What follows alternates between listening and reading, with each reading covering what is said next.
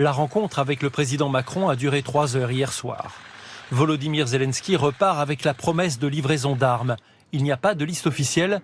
La France va livrer des avions à l'Ukraine. Non, je n'ai pas parlé d'avions, j'ai parlé de missiles et j'ai parlé de formation. Macron qui, dans le même temps, vante l'attractivité de la France auprès de grands patrons étrangers, dont Elon Musk. Regardez, le propriétaire de Twitter, Tesla ou encore SpaceX a été reçu ce matin à l'Elysée. Cette 6e édition de Choose France, l'Elysée communique des chiffres records. 13 milliards d'euros d'investissement pour cette année, avec à la clé 8000 emplois directs créés. Et surtout la preuve que la stratégie industrielle que nous avons mise en place avec le président de la République, avec méthode, avec détermination et avec constance, depuis 2017, sans jamais varier, donne des résultats spectaculaires. Very impressed with President Macron and the French government and how welcoming they are to industry. So I'm confident that in the future Tesla will be making significant investments in France. Pour la 4e année consécutive, la France est le pays le plus attractif d'Europe. Pour la 4e année consécutive. C'est le fruit de nos réformes, de notre travail, d'un engagement des talents de la France. Faire ses courses à la recherche des prix bas, un défi pour de plus en plus de Français. Dans les rayons de ce supermarché, entre les promotions, réductions et le panier anti-inflation, difficile de s'y retrouver.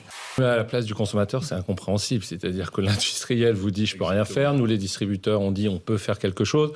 C'est un peu toujours le sujet du poker menteur. J'ai dit à Bruno Le Maire que j'ai rencontré, s'il y a des grandes marques qui abusent, il faut arrêter de se renvoyer la balle, il faut dire qui le fait, de manière précise. Le fameux name and shame, désigner, dénoncer. Il faut aller jusque-là, dénoncer les marques qui abusent.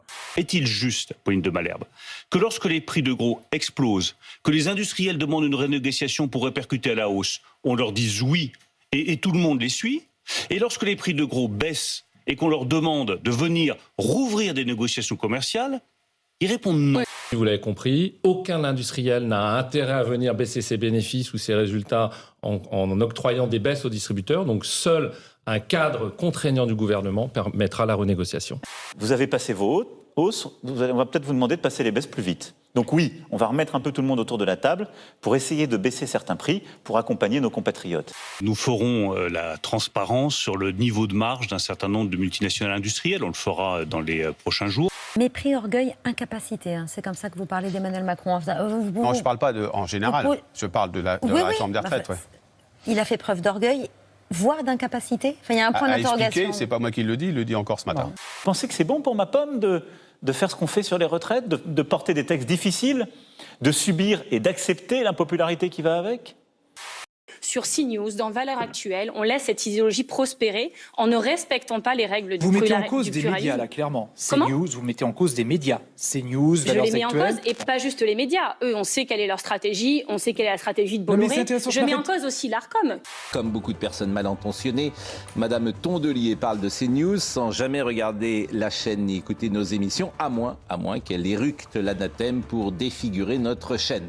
Quand toute la journée, vous avez que des débats entre des gens d'extrême droite et de droite extrême, sans aucune pluralité sur aucun plateau et aucun éditorialiste, toute la journée sur des chaînes où personne ne leur dit rien.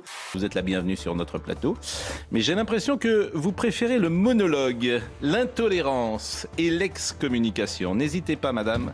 Je vous le redis, vous êtes la bienvenue.